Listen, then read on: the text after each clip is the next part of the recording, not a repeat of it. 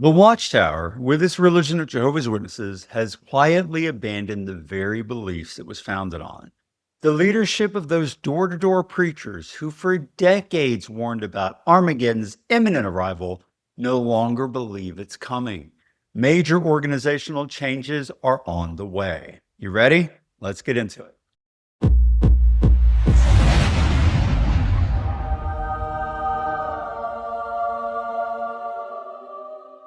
Hey everybody, welcome back to the channel.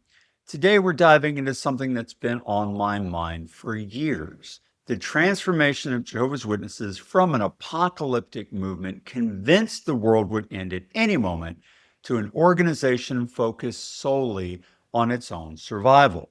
We'll walk through over 140 years of failed predictions, doctrinal flip-flops, and recent changes that prove the leadership no longer believes what they've always taught. And at the end, I'll share my predictions for what's coming next as the Watchtower continues down this path away from doomsday predictions in favor of its own self-preservation. Now, keep in mind that although I sometimes quote the Bible in my content, this isn't a faith-based video. For my faith-based content that doesn't focus on Watchtower or Jehovah's Witnesses, see the link to my other channel in the video description below. All right, let me take you back to where it all started. In the 1870s, a young man named Charles Taze Russell got caught up in the religious fervor of his time. After meeting a preacher named Nelson Barber in 1876, Russell became convinced that Christ had already returned invisibly in 1874. According to Russell's book, Studies in the Scriptures, he taught that, quote, our Lord, the appointed King, is now present since October 1874 AD, according to the testimony of the prophets, end quote. Yes, he believed that Jesus had been ruling invisibly since 1874. So Russell sold his 5 clothing stores for about $300,000, that's almost $9 million in today's money, and threw everything into spreading this message. He really did seem to believe what he was saying. But here's where it gets interesting. Russell and Barber predicted that the faithful would be taken to heaven in 1878. When that failed, Russell just moved the goalposts. He wrote, quote, we know not the day or hour, but expected during 1881, possibly near the autumn, end quote. When 1881 came and went with everyone still firmly planted on Earth, Russell still didn't give up. He had another ace up his sleeve, 1914. Now, 1914 is crucial to understanding everything that comes after that. Russell taught that 1914 would bring the complete destruction of all human governments. In his book, The Time is at Hand, he laid out 7 specific expectations for 1914, including that God's kingdom would take full control of Earth on the ruins of present institutions. He was so confident that he even used the Great Pyramid of Giza to support his calculations. Yes, you heard that right, pyramidology. According to Russell, the pyramid's measurements proved that the passing beyond the veil, or rapture, would happen before the close of AD 1910, with the final end coming in 1914. When World War I broke out in 1914, Russell's followers thought, this is it, Russell was right. Look at everything that's happening. But Russell died in 1916 with his predictions unfulfilled. The world hadn't ended, government still stood, and the faithful were still on earth. After Russell's death, Joseph Franklin Rutherford took control through what some called legalistic wrangling. And credit where credit's due, Rutherford was a genius at keeping the movement alive despite the massive 1914 failure. In February of 1918, just 2 years after Russell's death, Rutherford gave a public talk with an incredible title, The World Has Ended. Millions now living may never die. By March, he made it even more definitive. The world has ended. Millions now living will never die. Rutherford's new date, 1925. And he wasn't wishy-washy about it either. In the Watchtower of July 15, 1922, he wrote that, quote, this chronology is not of man, but of God. The chronology of present truth is not of human origin, end quote. He also declared that, quote, the date 1925 is even more distinctly indicated by the scriptures because it is fixed by the law God gave to Israel, end quote. What would happen in 1925? Rutherford taught that Abraham, Isaac, Jacob, and other Old Testament heroes would be resurrected to rule on earth. When 1925 came and went without any resurrections, Rutherford later admitted, quote, I made an ass of myself, end quote. But here's where it gets really bizarre. Did that stop him? Not at all. 4 years after his prediction failed, in 1929, he had a 10-bedroom mansion built in San Diego called Beth Serene, Hebrew for House of the Princes. Think about that timing. The resurrection didn't happen in 1925 as he prophesied, yet in 1929 he doubles down and builds a luxury mansion for these still dead patriarchs. The deed, which was published in the Golden Age magazine in 1930, stated the property was held in trust for, quote, David, who was once king over Israel, and Gideon, and Barak, and Samson, end quote, and other Bible figures. Can you imagine? They literally built a mansion for dead people they failed to resurrect. The property had olive, date, and palm trees planted so that the ancient princes would feel at home. And while waiting for Abraham to show up, guess who got to live there? Rutherford himself, complete with not one, but two 16-cylinder Cadillacs during the Great Depression. He moved in and lived there from 1930 until his death in 1942, still claiming the princes would arrive any day now.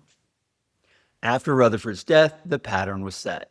Make a prediction, watch it fail, reinterpret it, make a new prediction. The organization, now called Jehovah's Witnesses since 1931, had become masters of this dance. They changed everything retroactively. In 1930, they moved Christ's presence from 1874 to 1914. They moved the last days from 1799 to 1914. Every failed prediction was reinterpreted as having happened invisibly in heaven. But they needed to keep the urgency alive, so they came up with a new teaching. The generation that saw 1914 would not pass away before Armageddon. This wasn't some side doctrine, it was central to their message.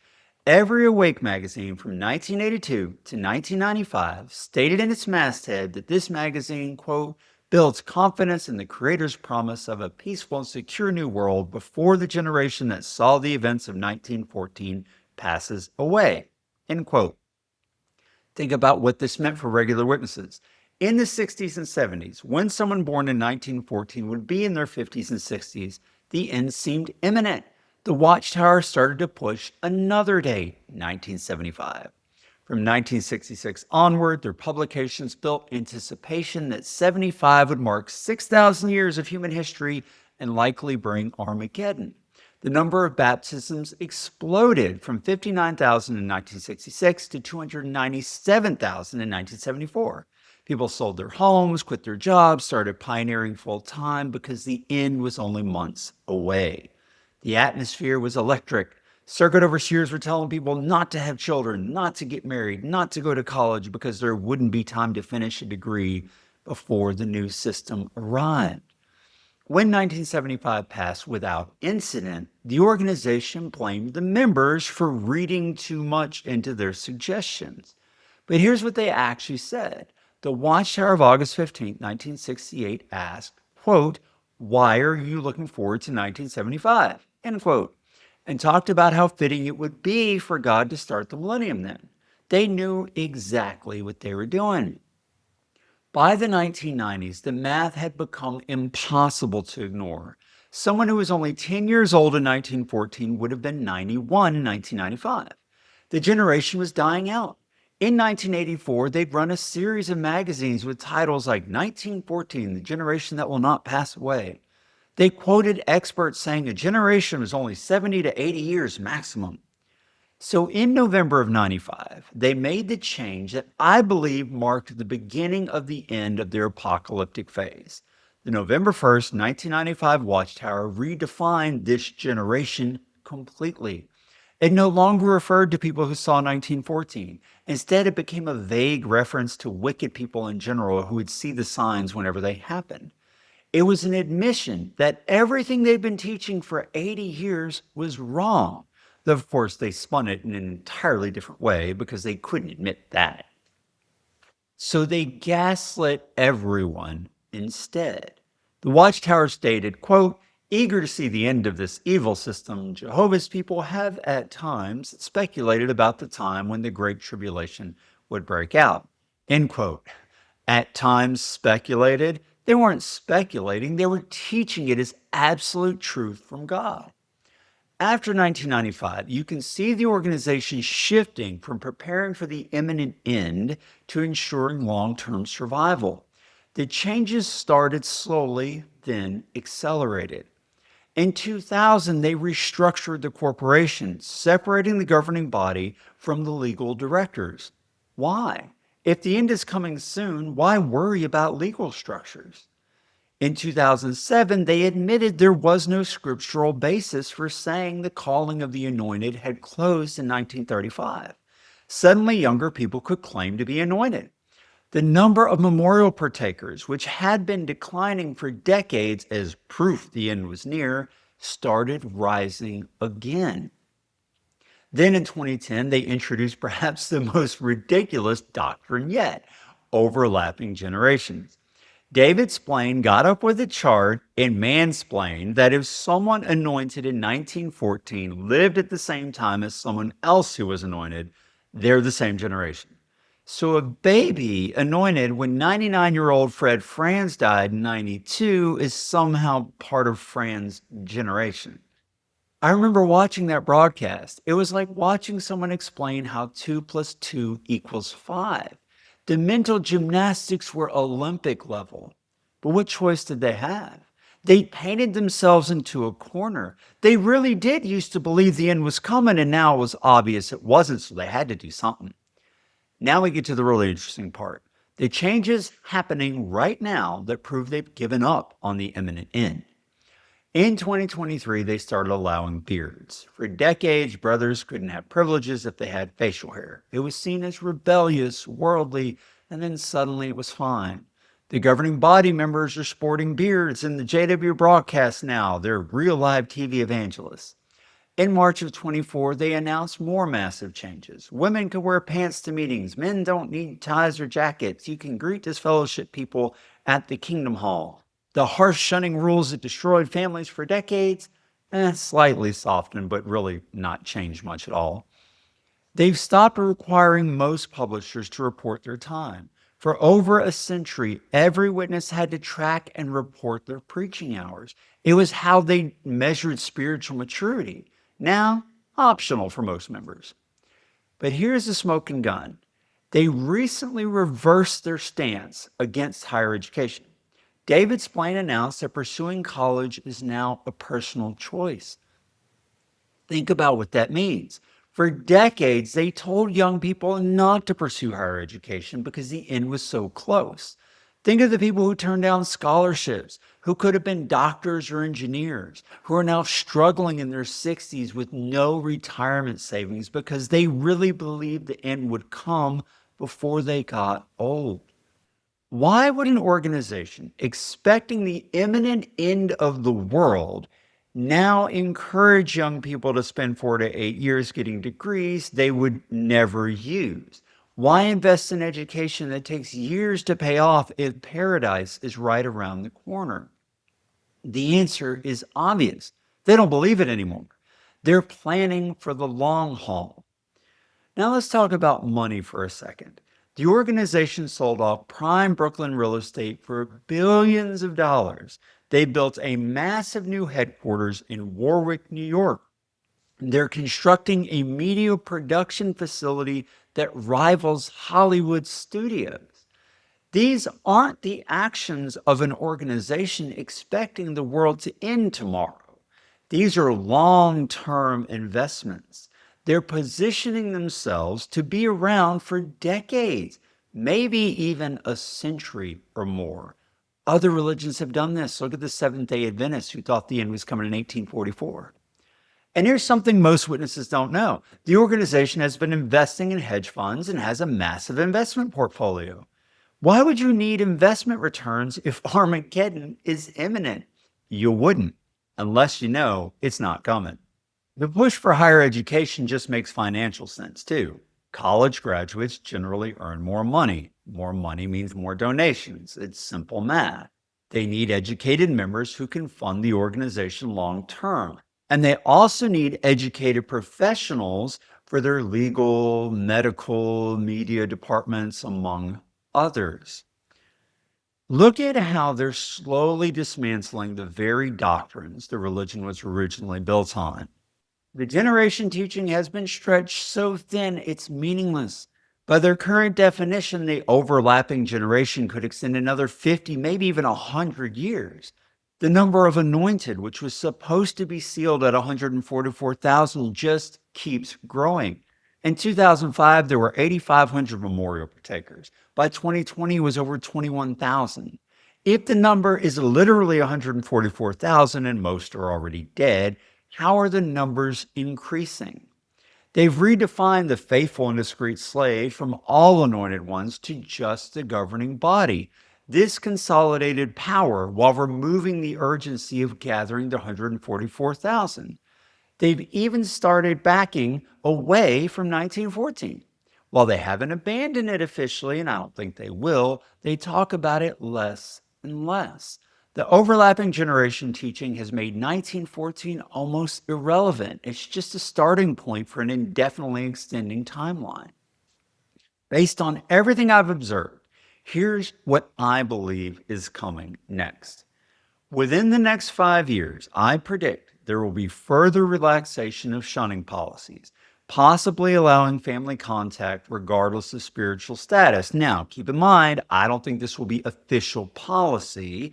I think enforcement through soft shunning of family members and full shunning of non-family members who associate with those that were currently removed, that's likely to stop. They'll wag their finger at people who associate with removed people, but they won't really do anything about it. I also think that celebrating birthdays, which already isn't a disfellowshipping offense, will become a matter of conscience. The two witness rule will be quietly abandoned for child abuse cases due to legal pressure and legal consequences. Though I might be overly optimistic on the timeline for that one. It could take longer, but I absolutely believe that change has to come or they're going to get sued into the ground.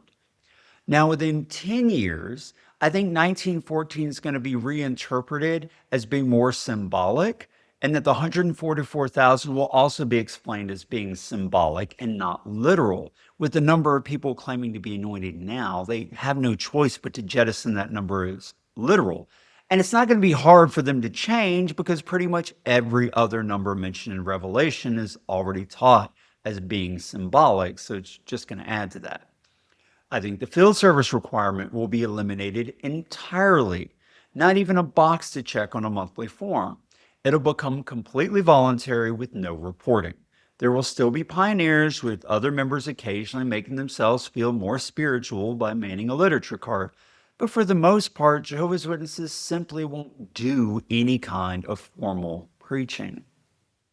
I think they're going to allow the celebration of other holidays as conscience matters. And yes, I do believe that Christmas is coming back at some point to Jehovah's Witnesses. Up until 1927, they celebrated it, and I do think that they will be celebrating it again eventually. Now, within 20 years, I think the generation teaching will be completely abandoned or reinterpreted beyond recognition. I believe Armageddon will shift from being imminent to being in God's due time with no real urgency attached. I think the blood doctrine will be all but abandoned for legal and public relation reasons. And I believe the organization will function more like a mainstream conservative Christian denomination than a doomsday cult. With how quickly everything's changing, that just seems inevitable. Now, my final prediction is that at some point, though it's hard to say when, elders will be fully acknowledged as clergy and become paid positions. The Watchtower is already having a very difficult time getting younger men to reach out in the congregation. They desperately need people to step up and take over congregational responsibilities. The only way to get people to put that kind of time and effort into the religion is going to be what almost all other religions do: pay the clergy. It's either that or there's not going to be any physical kingdom halls and it's all going to go online. Now, the wild card in all of this is the internet. Information is spreading faster than ever. Young witnesses are learning about the organization's history, the failed predictions, the cover-ups. They're seeing testimony from around the world about child abuse. They're reading experiences of former members. The organization used to control information completely. Now a teenager with a smartphone can fact-check a Watchtower article in real time during the meeting. That's a game changer. But let's not forget the human cost of all this transformation. Millions of people built their entire lives around the belief that the end was imminent. They didn't save for retirement. They didn't pursue careers. They didn't have children or delayed having them until the new system. People in their 70s and 80s who have nothing because they gave everything to an organization that promised them they'd never grow old in this system. Now they are old, they're poor, and the organization that made those promises is telling young people to go to college and plan for the future. That children are a blessing from Jehovah now because, well, the Watchtower can't grow without you having kids. The cognitive dissonance must be crushing for those older people. How do you reconcile giving up everything for a promise that the organization now tacitly admits was false? And what about those who died refusing blood transfusions, who died believing they were months away from paradise, who spent their last years shunning their own children because the organization told them to do so? This organization will never apologize for this. I do not believe for one instance they ever will. They're never going to admit they were wrong. They'll just keep making adjustments and expecting everyone to forget what they used to teach. And to be real, that's worked with a lot of witnesses up till now. Here's what it all comes down to. The Watchtower organization was founded on the belief that the end was imminent. Every major doctrine, every policy, every aspect of witness life was built around this belief.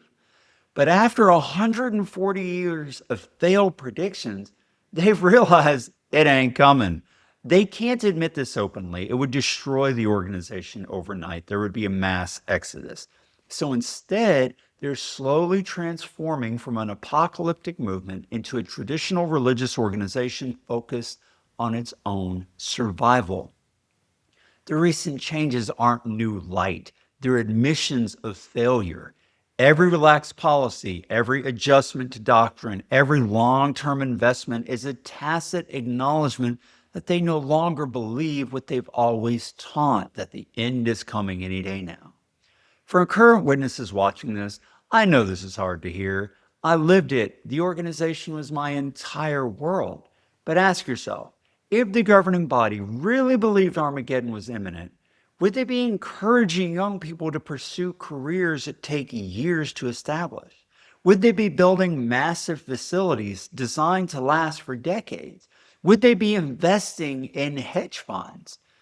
The answer is obvious once you allow yourself to see it. No, they wouldn't be doing that. The former witnesses watching, you were all right to leave. Your doubts were justified. The organization that demanded everything from you never believed its own message, or at least hasn't for a very long time. They don't believe it anymore. You will not convince me otherwise. And for never witnesses watching this, understand that when those nice people come to your door or stand at a cart and talk about the end of the world, even their leaders don't believe it anymore. They're just trying to keep the organization alive, one adjustment at a time. The Watchtower started as a movement convinced the end would come in their lifetime. I fully believe they fully believed it. It's evolving into an institution designed to last indefinitely because all that failed. That transformation isn't complete, but it's undeniable. The question isn't whether they'll eventually abandon their apocalyptic teachings. It's how long it's going to take and how many more lives will be damaged in the process of them doing that. Thanks for watching, everybody. If you found this video helpful, please share it with anyone who might benefit from it. Don't forget to like this video, to subscribe to my channel, and definitely leave a comment with what you believe is coming next in the Watchtower and the religion of Jehovah's Witnesses. And remember, your life is yours to live. Don't let anyone convince you to put it on hold for a tomorrow that will never come. Until next time, keep thinking, keep questioning, and keep living your life to the fullest. And if you're still a Christian, check this out. I wanted to take a moment to tell you about my book, The Broken Mirror: Rediscovering Our True Nature in Christ. Readers call it a fantastic book where you will feel yourself discovering your identity in Christ. One reviewer praised it as 5-star material for the spiritual mystic or group Bible study. It's time to escape legalism and shame. Discover you're already God's beloved child with divine nature flowing through you. With what reviewers describe as excellent writing style and elegant prose, like a campfire discussion with a knowledgeable and gifted raconteur, journey from Genesis to Revelation, uncovering your true identity. This book shows how to access God's peace, wisdom, and strength from within. Your struggles become opportunities for divine light to shine through. Available in hardcover, paperback, Kindle, and audiobook. The link to the book is in the video description. May God bless your journey along His path for you.